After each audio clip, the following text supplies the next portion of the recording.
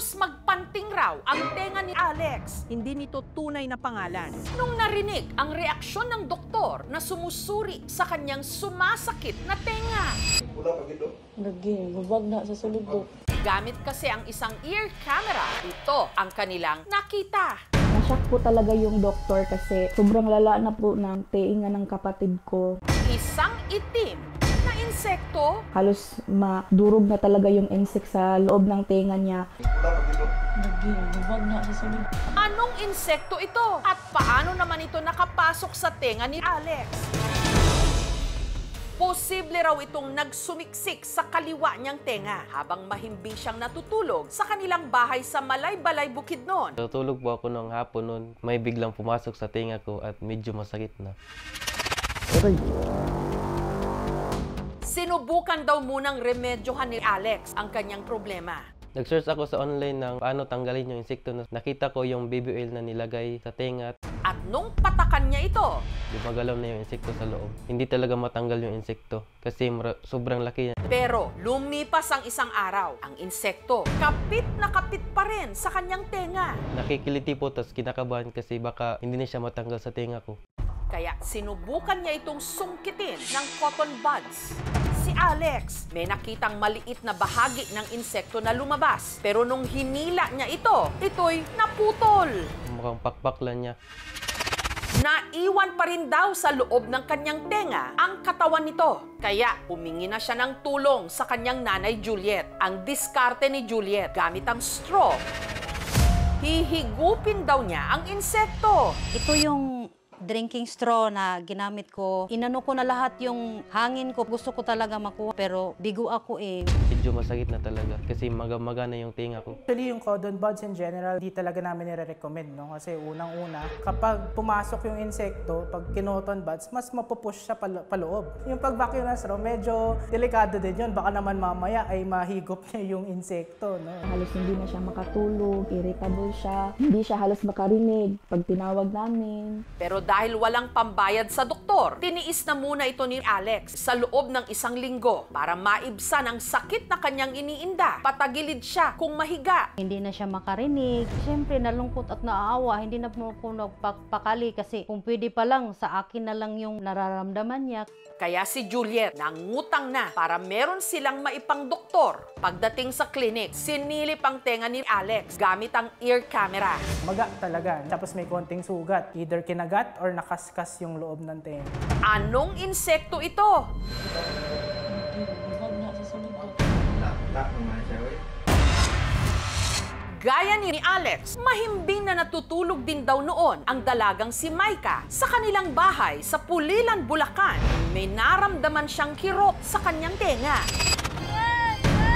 Nagising po ako, sobrang sakit po ng tenga ko. May kumukurog po, tapos po parang may kumakagat. Akala po namin, langgam lang po siya na maliit. Kaya po natulog po ako noon, nakatagilid lang para po, if ever man po na malaglag, makikita po namin. Nung una, tiniis lang daw muna ni Maika ang sakit at niremedyohan sa pamagitan ng pagpatak ng baby oil. Umakagat-kagat pa po siya habang nilalagyan. Kaya po sumisigaw pa rin po ako. Dami ko na nailagay. Sabi ko, ganyan mo lang ako. Tapos ginaganyan-ganyan pa po niya yung tenga niya. Sabi ko, ganyan-ganyan mo ko para malaglag. So, baby oil yung pinaka-safe. Kailangan talaga lunurin yung insect. Mas dense yun kaysa sa tubig. So, hindi sila makakagalaw. At the same time, hindi sila makakahinga. So, mamamatay sila in the process. Huwag lang pagbutas yung eardrum. Baka pumasok sa loob ng eardrum yung baby oil. Makalipas ang kalahating oras, parang milagro raw na nawala ang sakit. Baka po patay na. Pero kinaumagahan, nakaramdam uli siya ng hapdi. Maya-maya, sinubukan na itong sungkitin gamit ang tiyanik. Sumasakit po habang kinukuha. Iyak po ako ng iyak. At sila'y nagulantang nung ang kanilang nakuha, isa pa lang, ipis! Tigas. Kaya yan ang masakit sa tenga talaga niya. Ako na sa tenga. Ayan. Kung nandiri ako kasi po hindi ko po akalain na ipis yung papasok sa tenga ko na ganun po kalaki. Tapos po nung pangatlong kuha na po, ito na po yung nakuha ng ate ko, yung buong ipis. Patay na po siya. Lahat ng mga gilid-gilid nila, mga ano, lagi ko nang tinitingnan. Siyempre, diyan po sumusuot ang mga insekto. Based lang dun sa nakita ko, German cockroach. Gusto niya dun sa mga cracks, crevices, yung mga gilid, kasi gusto niya yung nagtatouch yung belly niya tsaka yung likod niya or yung body niya sa surface. Kung si Maika nabunutan na ng tinik sa dibdib, ipis sa tenga, ano naman kaya ang insektong sumuksok sa tenga ni Alex? Nung sinilip ng doktor ang kanyang tenga, nakita na ang katawan ng insekto lasog-lasog na. Dahil dito, nahirapan na raw silang tukuyin kung anong klaseng insekto ito. Pero si Alex may kutob kung saan ito nanggaling. Nanggaling ang insekto sa tingin ko ay sa halaman ni Mama. Nakahiga ako dito sa kwarto, tapos ang halaman ay nandito sa labas. Dati napapansin ko na sila pero binabaliwala ko lang. Ilayo ko na talaga, wala nang matitira dyan. Nung natanggal na yung insekto, palagi na ako nag-headphone para hindi na siya mapasukan ulit. Sa lahat, panatilihin lang malinis yung paligid. Kung anumang insekto or ipis man, lagi yan nagsa-start na hindi malinis yung paligid or yung kwarto. Makita pa lang sila, nakakarindi na. Kaya panatilihing malinis ang ating paligid. At huwag nang hintayin ang perwisyong dala at pumasok sila sa ating tenga. Lagi, babag na sa sulubok. Prutas ito, pero kaamoy at kalasa raw ng tinapay. Wala raw masamang tinapay sa prutas na ito na napipitas sa Barangay Mintal, Tugbok District, Davao City. Kahit pa pirmi itong napagkakamalang marang, kamansi o langka. Bilugan din kasi ito at ang balat na palilibutan ng mga umbok. Pero kapag ito'y binuksan, wala itong buto. At kung titikman naman, ang lasa raw nito parang tinapay. Kaya ang tawag dito sa Ingles, breadfruit. Sa Luzon, mas kilala bilang rimas. Pero sa mga Bisaya, ang tawag nila rito, kulo. Ang kulo, mabisa raw solusyon sa kulo ng tiyan o gutom. Inilalaga at kinakain. Parang pandesal. Yan ang yung texture niya, parang kamote. Parang yung mga lagot mo ng mga pagkain. Pero si Susan, isinasahog niya ito sa iniluluto niyang ulam. Ang mga napipitas niya kasing kulo mula sa puno sa kanilang bakuran. Ito na yung pwede nating kainin. Ang gamit niya sa pagluluto ng nilagang paa ng baboy. Natutunan ko yung luto dahil mahilig ang asawa ko ng sabaw. Ang kulo, binalatan muna ni Susan. Pag inamoy mo siya, para talaga siyang tinapay. Pagkatapos hiwa-hiwain, pinakuluan ni Susan ang kulo kasabay ng paa ng baboy. Pamilya ng langka siya eh. Halos pareho yung texture niya. Mas matagal lang lutuin yung langka compared doon sa breadfruit. Habang hinihintay na lumambot, naggisa siya ng bawang, sibuyas at luya. Nilagyan ng tanglad, pampawala raw ng lansa at saka tinimplahan. Titingnan nyo, medyo malapot na ang sabaw. Naluto na. Ang lasa ng nilagang paa ng baboy sa kulo, sumisipa sa sarap. Masarap siyang iulam, bagay talaga siya sa kanin. Extra rice po talaga. At para naman daw kumain ng kulo ang mga bata, ang mga hiniwang prutas, kanya raw iprinito para gawing kulo French fries. Hindi ko na matigilan, no? Sarap. Taong 2022 nung nagtanim si Susan ng puno ng kulo sa kanilang bakuran. Ang breadfruit dito sa Davao at first ay hindi siya masyadong kilala. Kung minsan may dadaan dito, ano yan, marang or kamansi. Nung lumago, nagpropagate o nagparami na siya ng seedlings na ibinenta sa kanyang nursery. Padami ng padami ang aking tanim na dinidisplay dyan sa harap. Nakilala nga yung breadfruit. Sa harap ng nursery ko, halos breadfruit ang nakalagay ngayon. Hindi niya lubos inakala na ang pagbebenta pala ng breadfruit seedling ang magiging bread and butter niya. Sa isang buwan siguro, kumikita tayo ng not less than 50,000. Si Jean naman, hilig daw gawing panghimagas ang kulo. Ang kulo, pwede po siya leche flan, halaya, jam, puto-puti na kulo. Na-try ko na din yung cake. Pero ang nagpapatamis daw talaga sa kanyang ngiti, ang kanyang Kulo Q. Para itong banana Q o kamote Q na inilalako. Pero ang gamit niya, breadfruit. Pag i-Q mo siya, ang lasa talaga siya crunchy. Lalo-lalo na po bagong luto, manamis-namis. Para raw maging crispy ang lulutuing Kulo Q, ang ginagamit ni Jean, yung medyo hilaw pa. Hindi po siya gaya sa saging na lulutuin mo po is hinog. Kung hinog na, malambot na siya. Kapag hilaw po ang kulo, mas madali siyang kapitan ng sugar. Bago prinito, 2 oras muna niyang binilad. Pagkatapos, iprinito sa kumukulong mantika. At para tumamis, binudburan ng pulang asukal. Dapat ilagay natin yung sugar sa luhit na siya para hindi siya masunog.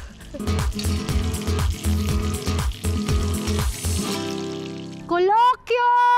5 piso lang kada stick. Abot kayang merienda. Mura ko po siyang binebenta kasi yung mga baon ng mga bata. Ngayon kasi walang pasukan, binebenta ko po yun sa mga offices. Kakaiba siya, hindi siya kagaya ng kamote at saka saging. Masarap siya. Malaking tulong po ang kulo para sa akin, pangbayad ng mga gastusin sa bahay. Dahil sa potensyal ng kulo dito sa Davao City, may itinatag na grupo para mas mapag-aralan pa ang mga pwedeng gamit pa nito. Ito ang Davao City Breadfruit Growers Association na pinangungunahan ni Denny. Ang goal ng Davao City Breadfruit Growers Association, ma-implement sa bawat bahay na meron silang isang puno kada pamilya. Ang kulo kasi ay siya talaga ang alternatibo sa bigas. Isa sa mga pinakabago nilang produkto, ang Kulo Chips. Mas healthy raw itong papakin. Ang mga binalatang kulo, hiniwa ng manipis at saka iprinito. Na ibibenta nila 50 pesos kada pouch. Malutong, Francis. Meron din silang harina na hindi gawa sa wheat o trigo, kundi sa kulo. At tinapay na gawa sa prutas na lasa na ngang tinapay. Makikita natin ang kaibahan sa kulo. Talagang solid sila. Tinapay talaga siya na buo. Mabusog talaga yung tao. Pagkatapos ibilad sa araw ang mga hiniwang kulo, isinalang nila ito sa powdering machine.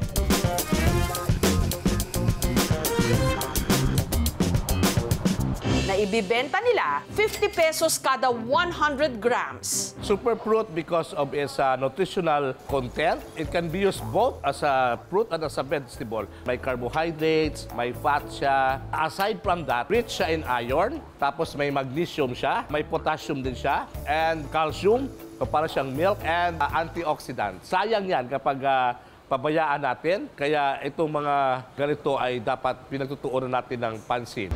Kapag binato ka raw ng bato, batuhin mo ng tinapay. Basta wag lang yung prutas na lasang tinapay ha. Masakit kasi ito kung makatama. At higit sa lahat, sayang.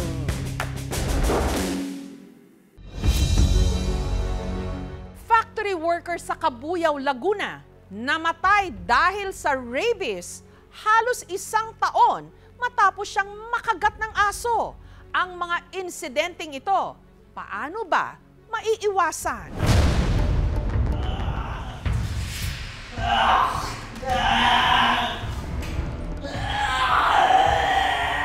Naglalaway at nagsisisigaw ang lalaking ito. Nana ko dirihal! Pilit na nagpupumiglas. Kaya ang kanyang mga kamay, mahigpit na itinali sa kama. Nana ko dirihal! Nara ko dire! Nara ko dire! Nasa kwartong para na niyang selda. Dong, nara ko dire ba? Paminaw sa kawabi! Dong, paminaw sa kawa! Oh.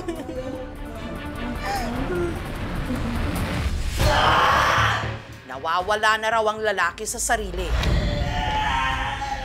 Unti-unti na raw kasing umakyat sa kanyang utak ang rabies. Ang lalaki kasi, nakagat ng aso, 9 na buwan na ang nakararaan. Nagpabakuna naman daw ang lalaki ng anti-rabies, pero may isa siyang napakalaking pagkakamali. Kung bakit humantong sa ganito ang kanyang sitwasyon. Doon maminaw sa kuha!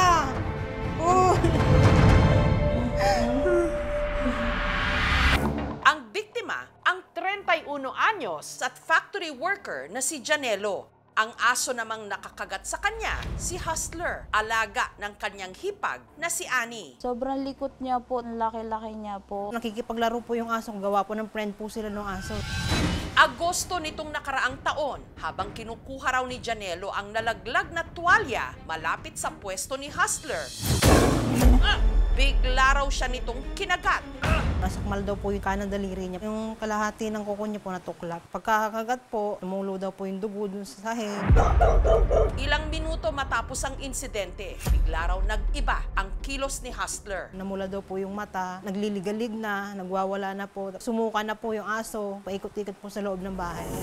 Si Hustler, napag-alamang hindi pala nabakunahan ng kontra-rabies. Naisip naman po na pa-inject. Wala pa pong time, wala din po kasama kasi mabigat po talaga siya. Ang rabies ay isang virus. Nakukuha yung rabies virus sa kagat or exposure dun sa laway at iba pang body fluids na mga hayop na infected ng rabies. Ang inaapektuhan niya ay yung utak ng tao. So yung behavior ng aso na may rabies ay kapareho ng behavior ng tao na naapektuhan ng rabies.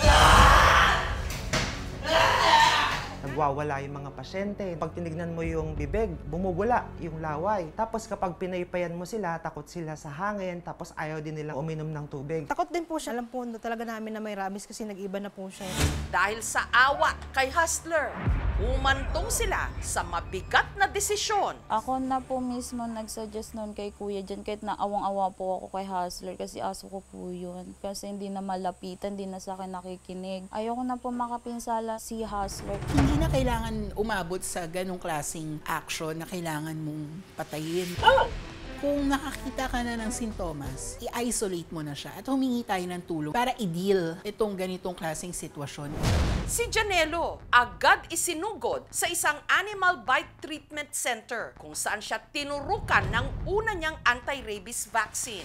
At para makontrol ang pagkalat ng rabies, kinailangan ni Janelo na magpabakuna ng 4 na beses. May binigay po ng card, may schedule po doon kung kailan po yung next para po sa turo. What's up? May gabi sa total ano? Nagpabakuna naman pala si Janelo.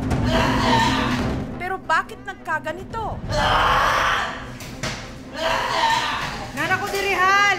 Nara ko dire! Nara ko dire!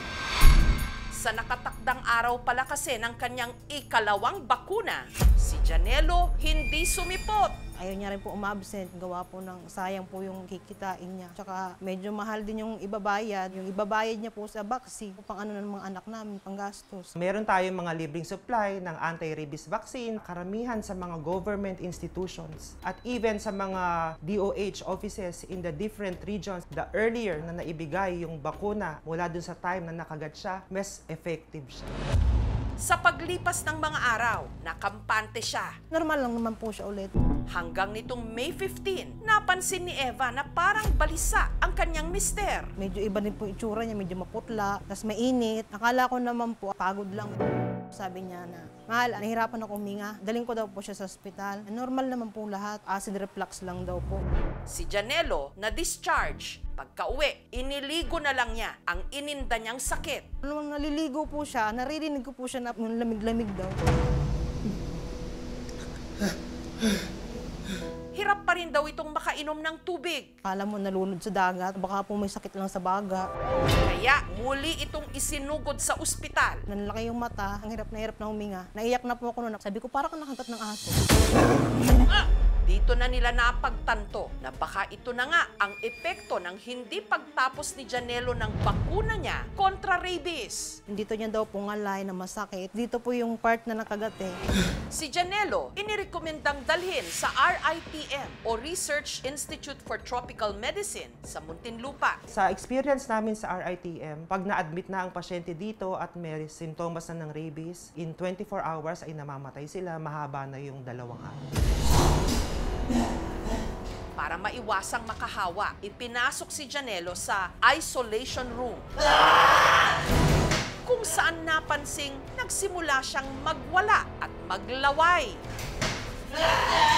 Nara ko diri, Hal! Nara ko dire! Nara ko dire! Kaya ang mga doktor, itinali na siya. Dong, nara ko diri ba? Paminaw sa kuwa, be! Dong, paminaw sa kuwa! Oh. Yung time na 100% agitated, nagwawala na yung mga pasyente, maaari silang mangagat.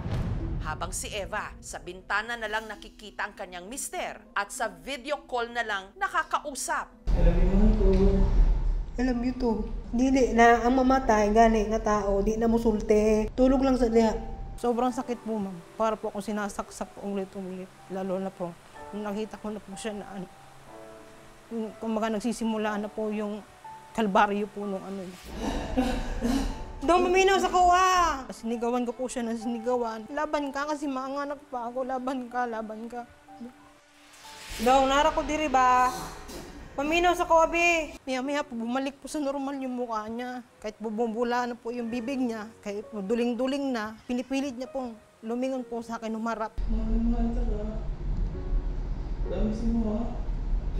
Labanin na, kahit muli ito ditong duha.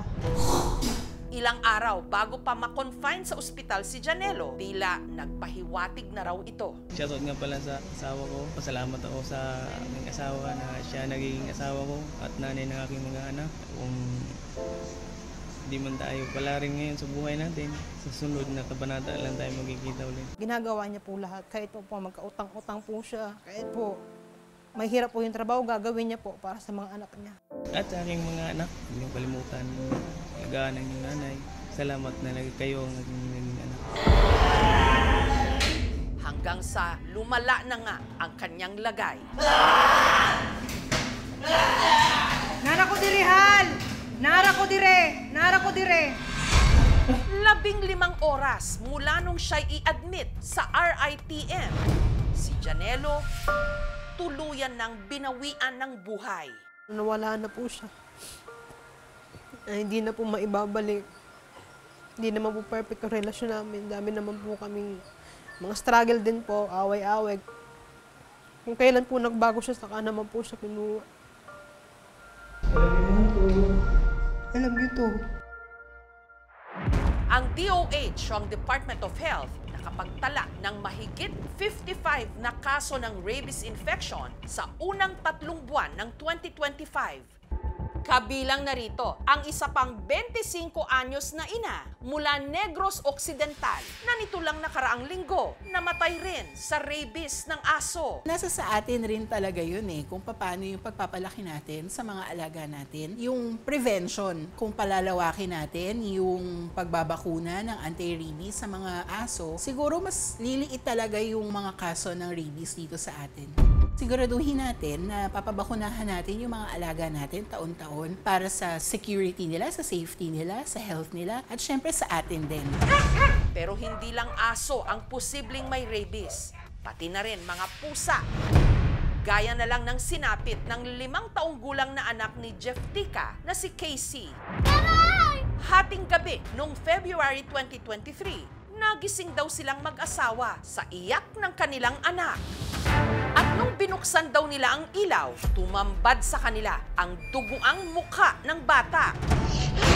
Aray! Ang kumalmot kay Casey, isa raw pusang gala na nakapasok sa kanilang kwarto. Wala po kaming idea kung saan yun nanggaling yung pusa kasi iba yung itsura niya po, ang dumi niya. Ano nangyari sa'yo? Ang sugat ni Casey, agad nilang hinugasan. Wala po kaming idea po na pag nakagat po at nakalmot ng pusa, kailangan mag-undergo with the vaccine po. Wala naman siyang nararamdaman na anong masakit.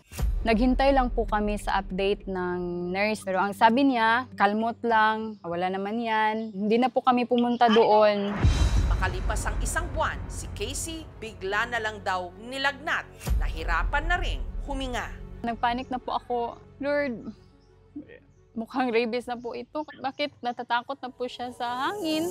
Ang bata isinugod sa ospital. Ayun po sa initial na sabi ng doktor, asthma. At nung sinubukan daw nilang painumin si Casey ng tubig, ang bata tila takot. Nalaman namin na rabies siya. Sinisisi ko po yung sarili ko, lahat ng tao. Pasensya na po, sinisi ko lahat. Sana, naagapan ba yun?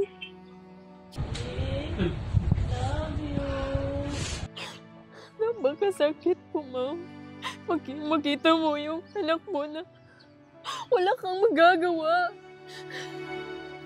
Kahit ilang pa yung milyon ng pera. Pero wala talagang pag-asa, ma'am.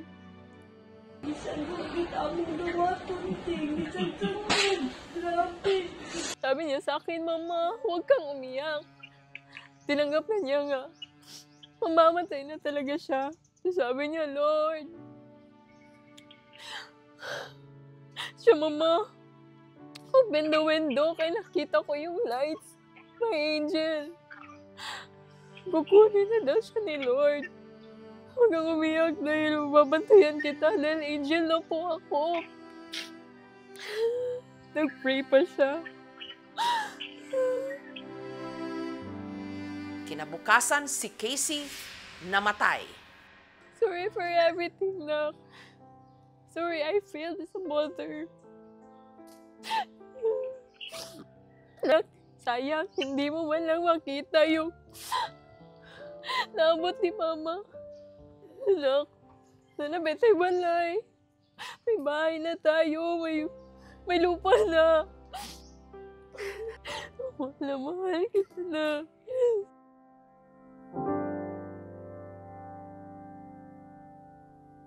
Sa ngalan ng Ama. Samantala, ang mga labi ni Janelo minabuting ipakremate ng kanyang pamilya. Sobrang sakit po.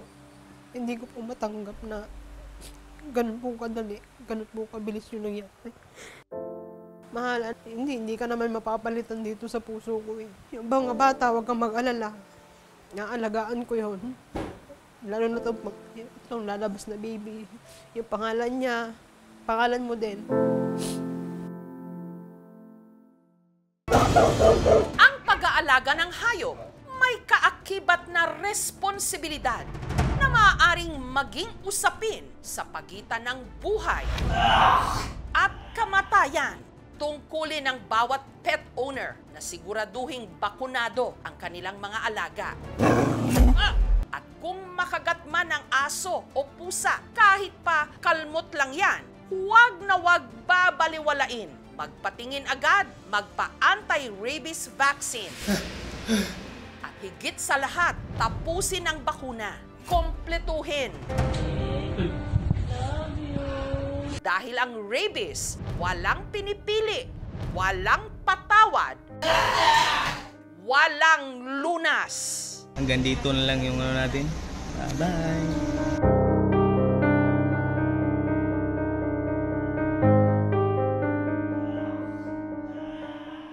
Nung isilang ka sa mundong ito. OPM legend na si Freddy Aguilar pumanaw na sa edad na 72. Ang kanyang pamanang musika at alaala, balikan po natin. Ilang awitin ba ang tumatawid ng ilang henerasyon at nananatiling makabuluhan lumipas man ang panahon, kagaya na lang ng awiting ito. Nung isilang ka sa mundong ito, laking tuwa ng magulang mo, at ang kamay nila iyong ilaw. Ang kantang ito, hindi lang tumatak sa kamalayan nating mga Pilipino. At ang nanay at tatay mo'y di malaman ang gagawin, namasdan pati pagtulog mo. Tumagos din sa puso ng milyon-milyong tao sa iba't ibang panig ng mundo. Mahigit 30 milyong kopya nito ang naibenta sa mahigit 50 mga bansa at isinalin sa halos 30 mga lengguwahe.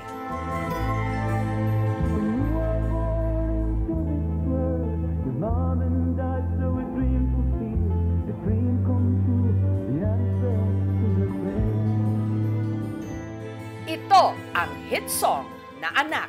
Ngayon nga ay malaki ka na, nais mo'y maging malaya, di man sila payag, walang magagawa. Isa sa mga dakilang obra ng itinuturing na icon ng OPM o Original Pinoy Music na si Ka Freddy Aguilar.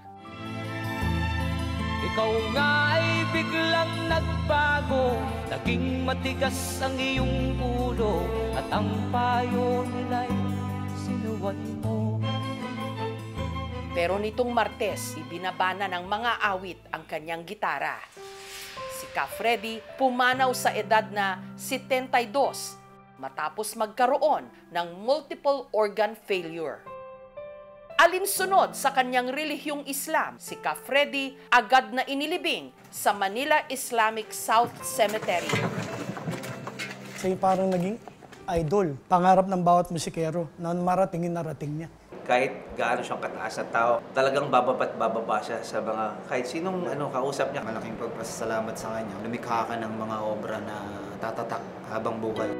Si Freddy Aguilar o Ferdinand Pascual Aguilar sa totoong buhay, tubong Santo Tomas sa Isabela, panganay sa magkakapatid. Kalaunan, lumuwas at nanirahan sila sa Santa Mesa sa Manila. Itong bahay ko. Ay, Manang! Kumusta po kayo? Kumusta po kayo? Kapit bahay namin sila ng araw. Tapos may, Manang, saan po yung skinita dito? Yung dati po dito. Dito yung dating skinita. Ganyang kalaki yung bahay namin sa Isabela kung saan ako pinanganak. Kasi na-disgrasya ang tatay ko. Inatake siya ng wild pig. Nabuhay nga siya pero naubos yung kayamanan niya. So from ganyang kalaking bahay sa Isabela namin, linipat na kami dito. Hindi raw naging maganda ang relasyon noon ni Ka Freddy sa kanyang ama. Kaya nagrebelde siya.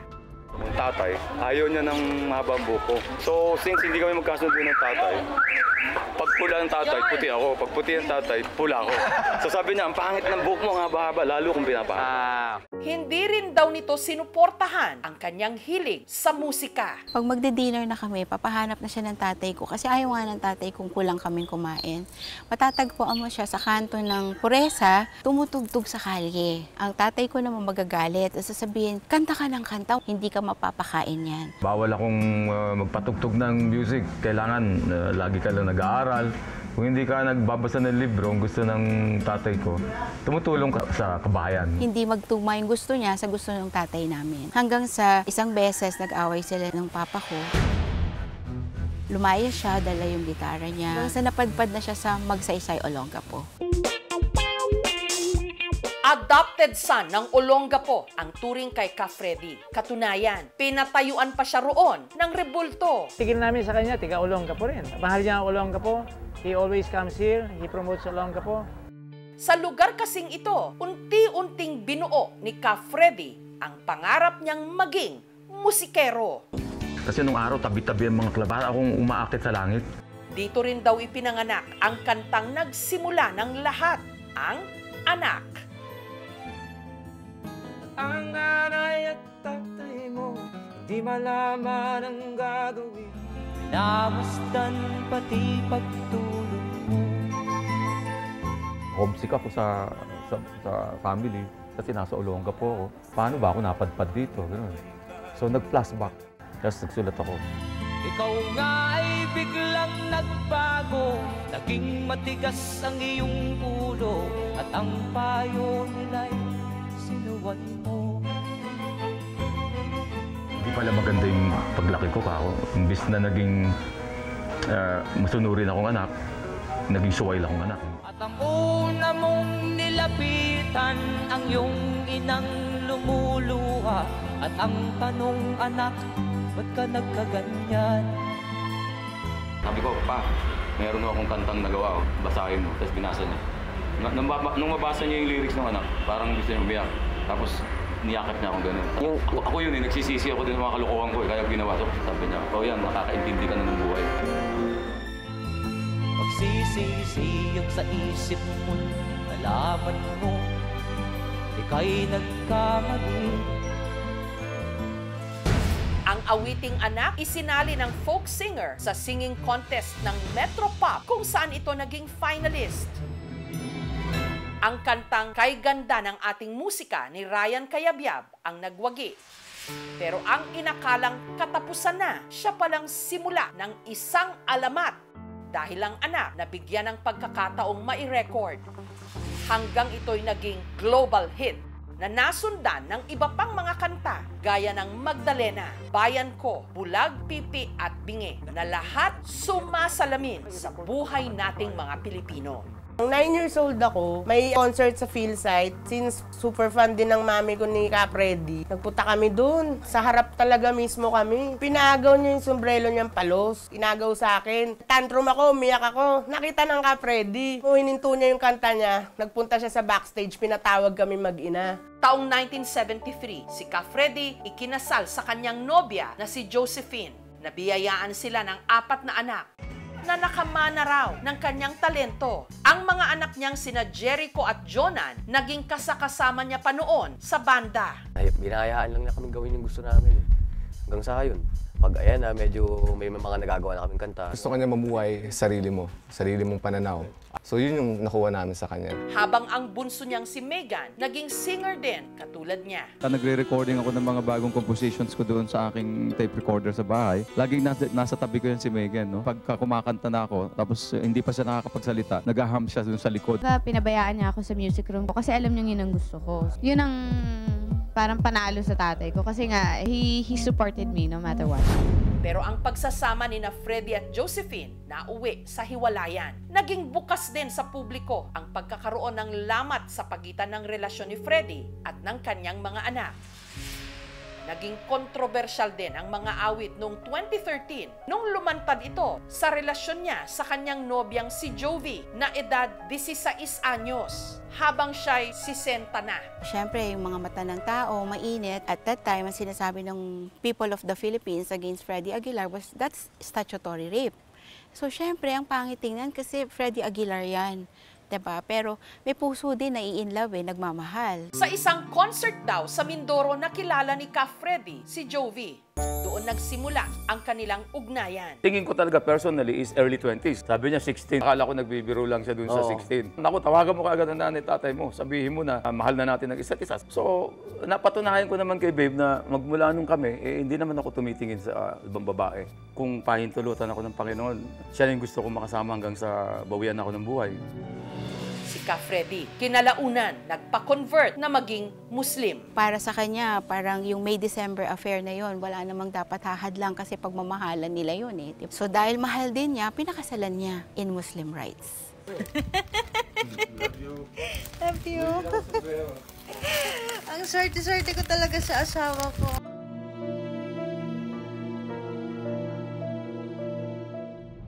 Taong 2018 naman, napabalitang nasunog ang tahanan ni Ka Freddy sa Quezon City. Gitara ako doon, tapos mamaya may pumuputok na pala. Nakita ko na lang yung bandang ceiling umaapoy na hanggang doon sa may hagdanan namin. Kabilang sa mga nasunog ang kanyang music room kung saan nakadisplay ang mga pinakainingatan niyang original records at koleksyon ng mamahaling mga gitara. At least walang nasaktan. Kaya lang yung mga gamit namin talagang tupok, pati yung mga original na mga gold record and all my awards, lahat, everything, walang natira. Sa paglipas ng mga taon, naging konektado ang pangalan ni Freddy Aguilar kay dating Presidente Rodrigo Duterte. Kumanta pa nga si Ka Freddy sa inauguration ni Duterte noong 2016. Inendorso rin ni Duterte ang kandidatura ni Ka Freddy sa Senado noong eleksyon ng 2019. Vote for Freddy Aguilar. Bagamat hindi ito nagwagi, ang kanyang dating imahe bilang boses ng masa na bahira ng politika. Gayunman, hindi maitatanggi ang naging ambag ng isang Freddy Aguilar sa ating musika. Ayon sa bunsong kapatid ni Ka Freddy na si Tess, multiple organ failure at cardiac arrest ang ikinamatay ng kanyang kuya. Last year pa dapat siya magpapa-angiogram and angioplasty. Tigas ulo. Ang ginawa, tumakas, pumunta ng Amerika. Hindi niya tinuloy. Pero nito raw May 12, isinugod sa ospital si Ka Freddy. He almost collapsed. Sinusumpong na yung kidney, yung baga, mababa yung oxygen count, tapos yung kanyang puso, yung bara, nagsama-sama na yon hanggang sa madialysis siya. Hindi na nag-work yun. He had cardiac arrest during the dialysis. Iniisip ko, Lord, talaga ba? Ito na ba yun? We were begging for him to come back kasi nagpa-flatline, babalik. Sabi namin, wag na try. Diba? Kung ayaw niya na talaga, bibigay na namin siya sa taas. Yun lang. Alinsunod sa Islamic rites, si Ka Freddy agad inilibing. Saxophone player ni Freddy Aguilar for 20 years. I mean, we're very close. Kaya hanggang ngayon, hindi pa ako nakakatulong na maayos. Wala nang kapalit yan eh. So, it's a big loss, you know. Parang nakulangan na naman ang haligi. Freddy kasi ang lakas ng kanyang influence bilang songwriter. He will be a great loss to the industry. But we move on, you know, and he will be remembered for his music. Pero kung may ipagpapasalamat man ang mga naulila niya, yan ay ang nagkapatawaran daw sila ng anak niyang si Megan bago ito namatay. Nangingiba po pa rin yung pagiging tatay eh. So, kahit na anong sabihin, babalik at babalik ang anak niya sa kanya, tatanggapin niya. At ang una mong nilapitan, ang iyong inang lumuluha. At ang tanong, anak, ba't ka nagkaganyan? Sila ni Megan, kung away-bati, away-bati. Nagbati sila with an agreement nga na magpapagamot si Megan. Okay na sila. Mami-miss namin siya sobra, di ba? Sana makatawid siya kung saan siya dapat pumunta na may kapayapaan. May tunay na pagmamahal. Gusto ko din magpasalamat sa kuya ko kasi kung ano yung narating niya, naambunan din naman kasi kami. Him becoming Freddy Aguilar was also our way to achieve what we have become. Hindi ko ibinababa sa pedestal yung paggalang ko sa kuya ko. Forever yun. At ang iyong mga matay, biglang lumuha nang di mo napapansin.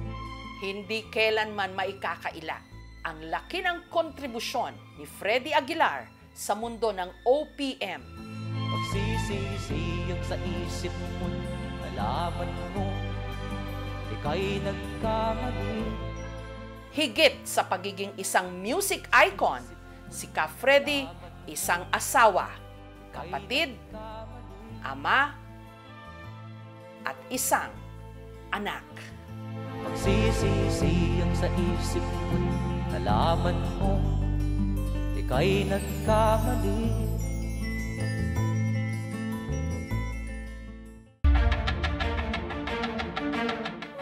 Ang nagulantang sa nalitratuhang lumalabas sa isang imburnal sa Makati. Hindi ipis o daga, kundi isang babae. At nung tuluyan itong makalabas sa butas, siya'y kumaripas ng takbo. Ang post na yon, binaha ng samut-saring mga espekulasyon. Hinala ng iba, ang babae baka sa mismong imburnal nakatira. Diyan talaga siya tumira at nakaya niya. Baka doon sila nakatira sa ilalim. Kung totoo man ito, ganito na nga ba kalala ang problema sa pagkakaroon ng disenteng tahanan sa ating mga syudad?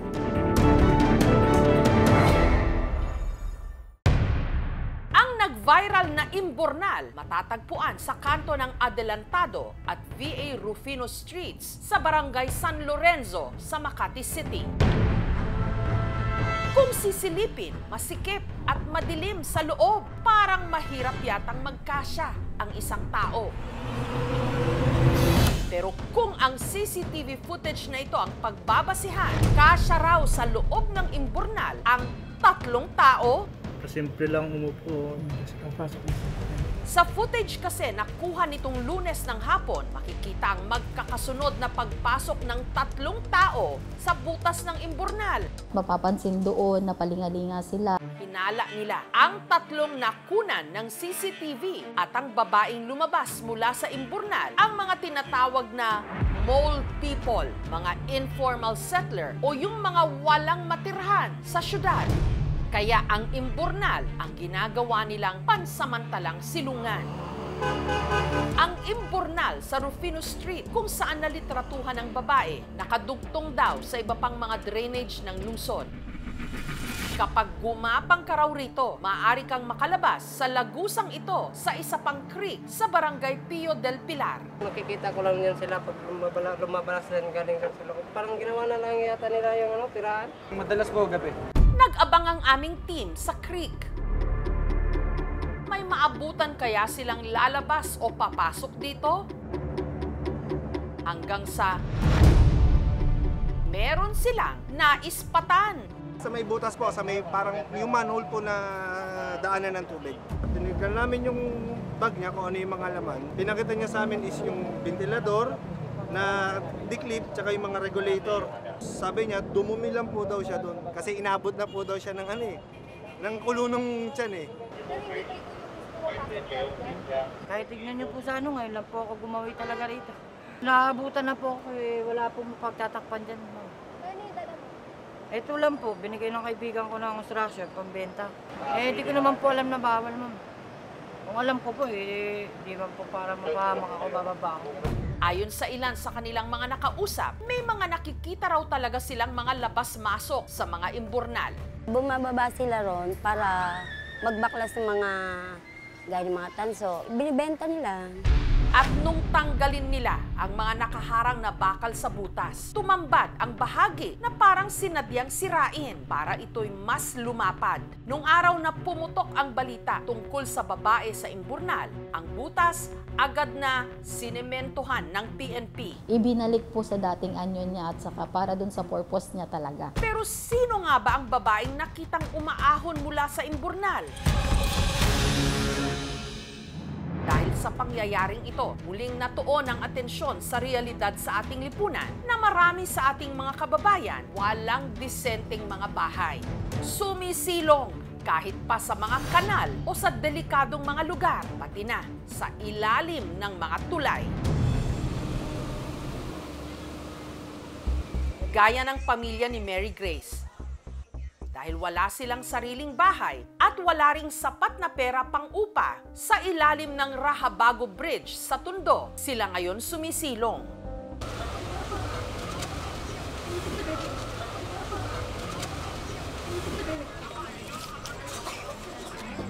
Itong Biyernes, nadatnan namin si Mary Grace at ang kanyang anak na si Erwin na saktong naghahapunan. Dahil malakas ang ulan, ang kanyang pamilya nagsiksikan sa maliit nilang espasyo sa ilalim ng tulay. Sina Mary Grace, isa lang daw sa 4 na pamilya na nagsisiksikan dito. May tanap po kasi tinanaya. Nasanay na po kasi ako. Wala na ito pamilya. Dito na po kami. Wala po kasi kaming matitira, wala po kami pera. Tapos yung mom ko po, nagka-tricycle tayo din sa Katapat. Dahil po, isang inuupo, ininita. Pag may dumadaan pong malaki sasakyan, parang mungga lang po. May amoy mabaho. Pag ano lang po, pag ganyan hagtad, pag nilitan niya, binuksan ng dam, medyo may amoy. Malamok, mainit. So, nagtsatsaga na lang.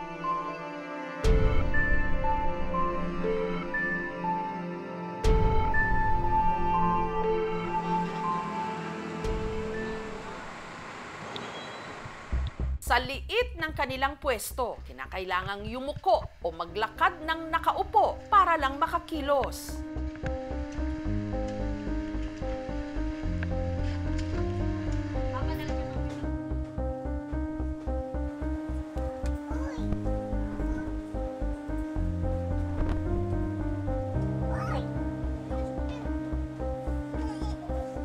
Tatakip lang po ng ganyan pa makaihi. Makadumi, tapos itatapon na po ganyan sa iyo.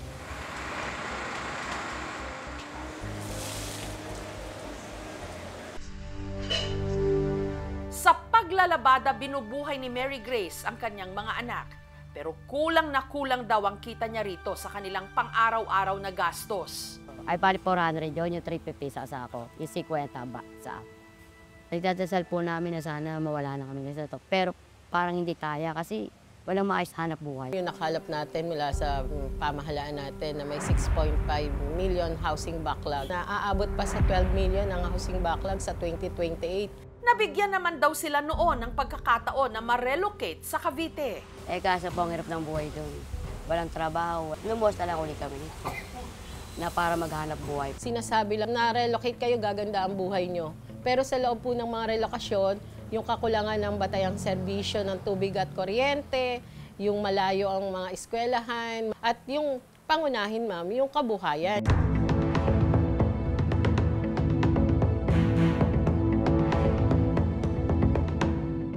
Samantala, ang babaeng nalitratuhang lumabas sa imburnal sa Makati, natunton ng mga kawani ng DSWD o ng Department of Social Welfare and Development. Nauna nang pinabulaanan ng babae ang paratang na sa imburnal talaga siya nakatira.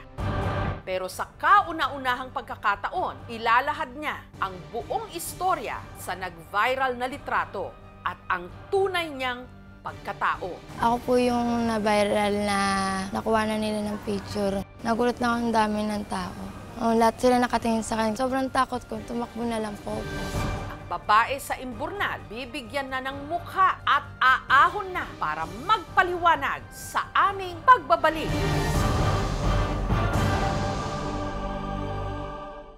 Marami ang nagulat nung sa abalang kalsada sa Makati, may babaeng bigla na lang lumabas mula sa imburnal. Natuntun siya at nagpaunlak ng interview sa KMJS. Siya si Rosemary, isang mangangalakal. Ako po yung na-viral na nakuha na nila ng picture sa may drainage. Pag-aamin ni Rosemary, dati siyang palaboy sa kalsada, pero mag-iisang taon na raw nung iwan niya ito. Nangungupahan na raw siya ngayon sa boarding house kasama ang kanyang live-in partner. Ito po yung bahay namin, malaki naman, kaso maraming gamit masikip Ito yung kinakalakal ko, yan. Giit niya, hindi raw siya nakainom o gumamit ng iligal na droga nung araw na nalitratuhan siya. Di umano, aksidente lang kung paano siya napasok ng imburnal. Habang naglalakad daw kasi siya, nahulog daw sa imburnal ang dala-dala niyang cutter blade. Mayroon po kasi akong hawak na plastic niyo na biglang dumulas po kasi tumama po siya sa bato. Nalaglag po kasi yung cutter blade ko po. Pinilit ko nga lang po ipasok sa sarili para makuha ko yung cutter blade. Ganito po yung kinuha ko sa drainage na cutter blade. Ginagamit ko po sa pangalakal. Wala na po kasi ako pambili, mami. Si Rosemary, pilit na sumiksik sa masikip na butas. Hanggang dito ko lang po yun. Binadali ko nga lang po pagbaba kasi natatakot po talaga ako May mga sugat nga po ko kaya umakyat po ako agad. Nahirapan pa po ako pag akyat ko Nagulat lang ang dami ng tao. Sobrang takot ko, tumakbo na lang po ako. Wala rin naman daw katotohanan ng mga kumalat na kwento na kaya siya kumaripas ng takbo ay dahil hinabol siya ng mga pulis. Wala naman po ginawang kasalanan Ang akin lang po, pinaglaban ko yung sarili ko, kinuha ko lang po talaga yung cutter blade. Pero si Rosemary ay inamin sa aming team. Di po ako doon sa may maliit na drainage na pinasukan ko. Doon po sa may kabila. Ang tinutukoy ni Rosemary ang isa pang lagusan na tinatawag nilang Botanical Garden. Doon po kami naliligo, doon po kami sa may kumakain. Naging flood control project din yan. Nagiging dwelling area about over 10 years ago. Gagamit tayo ng bakal na rehas. Huwag lang makapasok at labas sa mga tao. First time po ito na may insidente na ganito. Siniguro naman nila po muna na wala na pong natira doon na tao sa loob. Nagsimula na rin po kami makipag-coordinate para ma-check. Dahil nga po yung alam naman natin na maaring taguan po ito ng mga kawatan. Mga CCTVs, magpapadagdag kami para talagang mas mabigyan natin ng proteksyon ang ating komunidad. Ang DSWD, kasalukuyan ding tinunton ang mga lalaking nakuna ng CCTV. Huwag po kayong matakot. Hindi po kami mga habol. Yung tulong na pwede naming ibigay ay nandiyan. Kayo lang po inaantay namin. Para may panimula ang mga otoridad, nagpaabot ng tulong kay Rosemary. Ni-request niya talaga magkaroon siya ng sari-sari store. Sa pagkakaalam ko, lahat po yun ay binili ng goods. Para itinda niya, nakatulong naman po siya para maalarma ang lahat. Sana lang po wag lang din pamarisan. Instant 80K agad-agad, DSWD, walang kahirap-hirap. Makapag-change na nga ng career, maghanap ako ng imburnal, may 80K na agad. Actually, yung value po, hindi siya dapat tinitignan na sa value na, ay, binigyan ng ganitong halaga. Pero based pa rin po yun sa assessment ng social worker natin. Pwede namang mas maliit, pwede rin mas malaki. Pero ito may batayan po ito. Hindi na ako babalik sa pangangalakal. Papalagaan ko yung mga binigay nila sa akin. Dahil sa binuong ilusyon na sa lungsod, naghihintay ang maraming oportunidad. Nagsisiksikan tuloy rito ang marami nating mga kababayan. Kahit kapalit ay buhay sa dilim na walang katiyakan. Hindi lang ito problema ng mga mahihirap. Tungkulin din ito ng pamahalaan na tiyaking may disente at ligtas na tahanan ang bawat mamamayan. Tunay ngang hindi lahat ng may bubong may tahanang matatawag. Dahil sa syudad ng pangarap, marami pa ring nabubuhay na ika nga mahirap pa sa mga daga.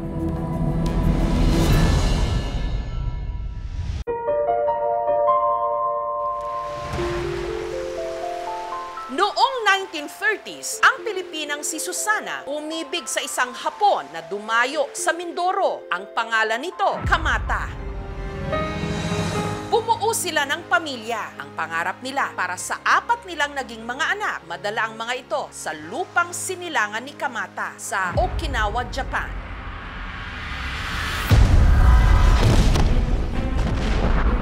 Pero ang pangarap na ito naudlot sa pagsiklab ng ikalawang digmaang pandaigdig o World War II noong 1940s at pagkamatay ni Kamata. Makalipas ang mahigit 8 dekada, ang dalawa sa mga naulilang anak ni Kamata patuloy pa rin kumakapit sa pangarap ng kanilang ama na makarating sila ng Japan at makilala ang mga kaanak nila roon. At kamakailan lang, ang kanilang mga panalangin, unti-unti raw nadinig. Nung sa malayo nilang isla sa Palawan, may bumisitang Hapon.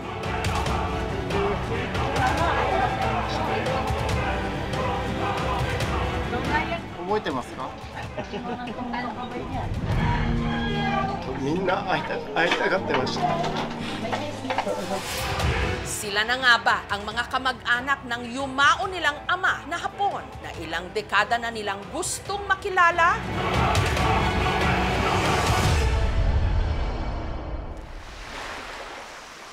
Dito sa Linapacan Island sa Palawan, matatagpuan ngayon ang magkapatid na may dugong Hapon.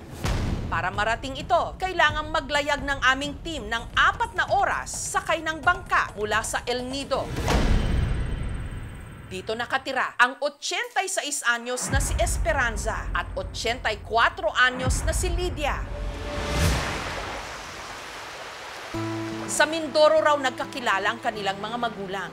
Ang ina nilang si Susana, magsasaka. Namamahala naman daw noon ng lancha ang kanilang amang Hapon, si Kamata Morine. Si Lolo Kamata Morine, meron sariling fishing boat.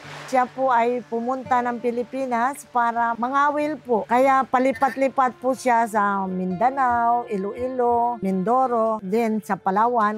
Nahulog daw ang loob ng dalawa sa isa't isa at kalaunan nagsama. 2 beses po silang ikinasal ng ang lola ko at lolo ko. Nagkaroon sila ng 4 na anak, sina Ezekiel, Esperanza, Lydia at Kamata Jr. Masaya po kami na kasama namin si tatay na nangingisya sa laog. Ngayon kami nakatira sa lancha. Madalas daw ikwento sa kanilang nanay Susana ng kanilang tatay Kamata ang naging buhay nito sa kanyang lupang sinilangan sa Okinawa, Japan. Wala kaming alam na ang itsura ng Japan kung paano. Ay sabi ni tatay, marami din daw sila. Kung bata pa kami, gusto namin magpunta ng Japan para makita namin ang kamag-anak namin doon.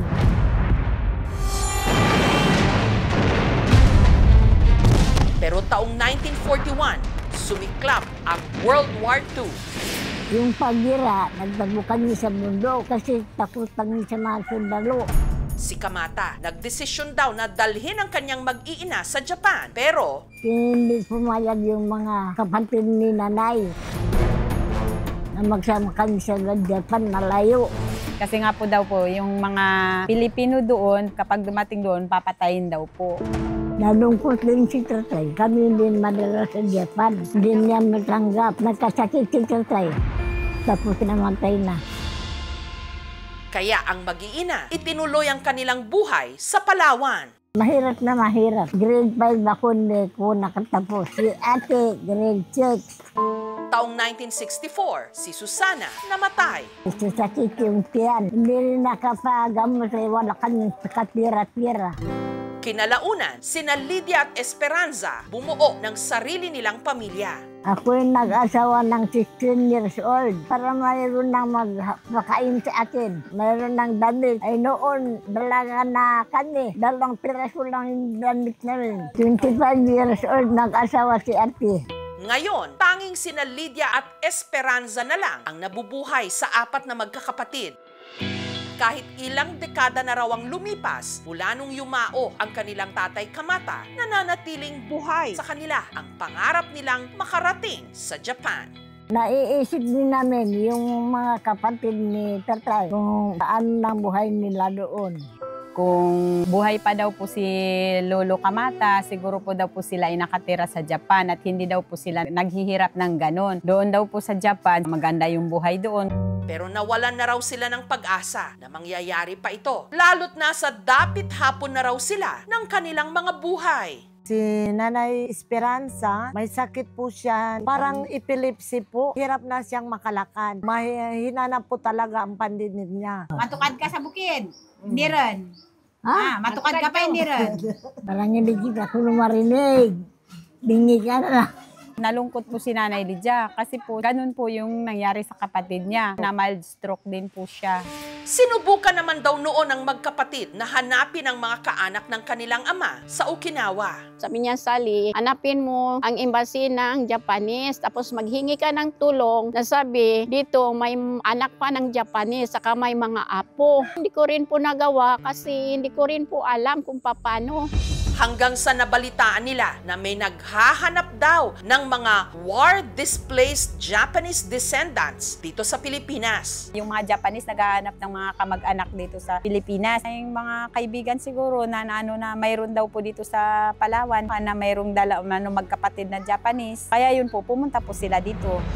Ang bumisita sa magkapatid, ang PNLSC o Philippine Nikkei Jin Legal Support Center, grupo ng mga abogado mula Japan na naglalayong hanapin ang mga war-displaced Japanese descendants dito sa Pilipinas. First batch of Japanese immigrants came here was 120 years ago and settled and raised a family. But the tragedy began at the beginning of a broke out of the Second World War II. The forced to serve Japanese Imperial Army. That's the beginning of the tragedy. Ang maganda raw sa kaso ng magkapatid, tanda pa nila ang pangalan ng kanilang ama. Kamato Moreno. They took a statement from them, their life history, their father, where they come from, also occupation and the marriage of the parents. The record is insurance record or passport. That would say that he's visited the Philippines twice. So it's much the information coming from Nanay Lydia Esperanza.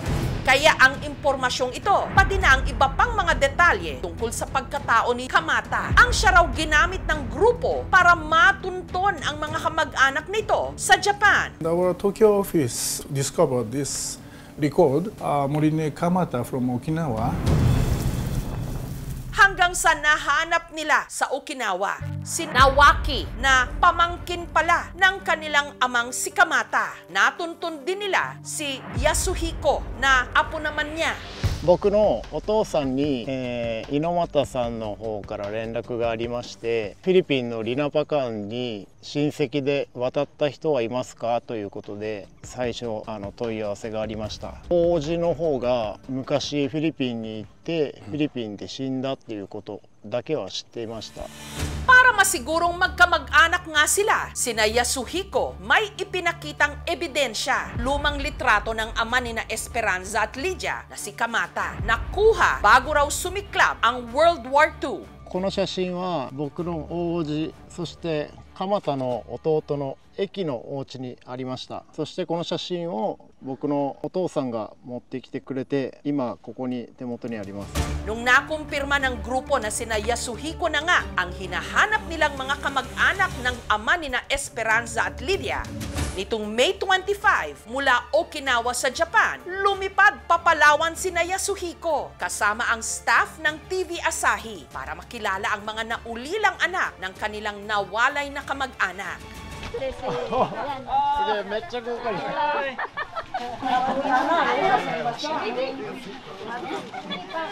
みんな会いたがってました。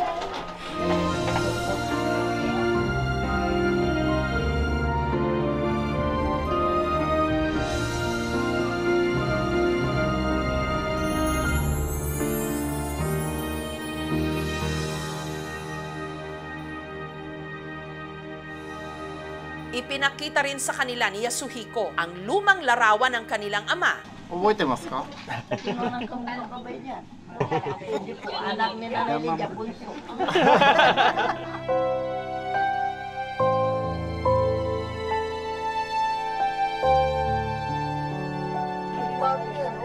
Nanay!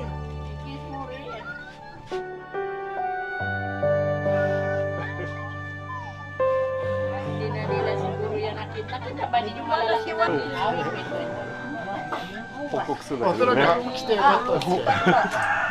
Happy, iyakan, yakapan. Talaga si Tata yun. Masaya rin kahit litrato lang nakita namin sa loob namin. Naramdaman na buhay pa si Tatay. Mayroong litrato yung nanay ng tatay namin talagang akong-ako. Kamukha ko yung nanay ni tatay. Lukso rin talaga ng dugo, magkakamukha yung mga anak ni Nanay Lydia at saka yung pumunta dito na dalawang. Hindi na po kailangan DNA kasi sila huy magkahawig po. 嬉しかったっていうのともう感情を込み上げてもちょっともう本当に涙がちょっとパッと出てきたのがもう本音ですね。言葉に表せないような気持ちはありましたね。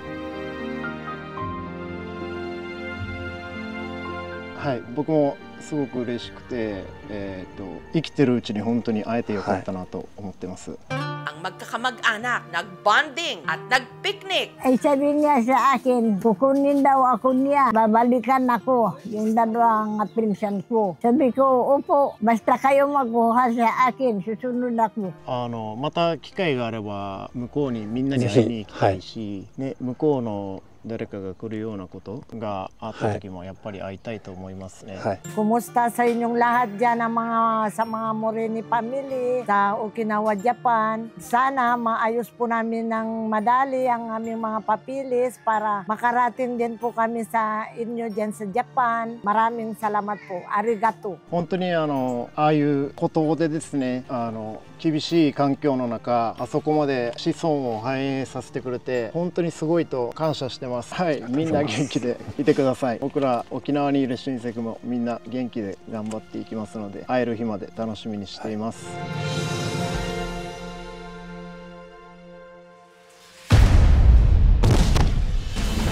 Matagal nang tumigil ang giyera, pero nanunuot pa rin ang mga idinulot nitong pangungulila. Ang mga naiwan ng kasaysayan patuloy na naghihintay.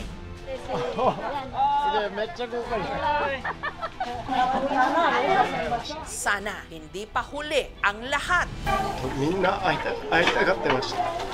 Para sa Land of the Rising Sun, may pag-asa pa ring sumikat ang isang ipinangako pangarap.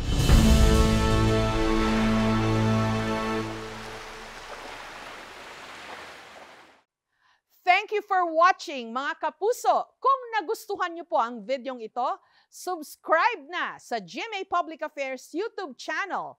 And don't forget to hit the bell button for our latest updates.